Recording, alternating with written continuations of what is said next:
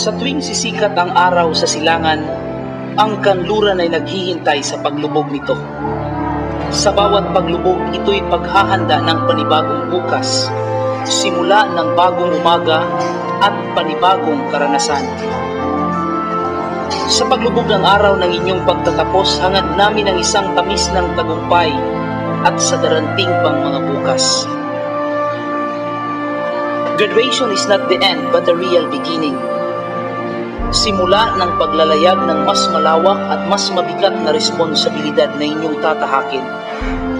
But confident, however, for 4 years in this academy, you are now ready to face bigger challenges lying in wait for you. To my 4th year Ruby, congratulations and to your parents. I pray to God that He will send His Holy Spirit of love for you to inherit His wisdom, guide you, nudge you, and bless you all. Hindi bibilangin ang dami ng aklat at project na tatapusin at naipasa, kundi ang dami ng kaibigan at dami ng napasaya mo.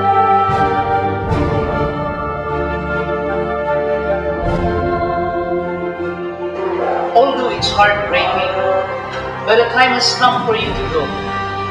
As you carry one step forward, you put in a heart the best thoughts that you spend the best year in this great institution. My fondest goodbye, my best wishes, and congratulations.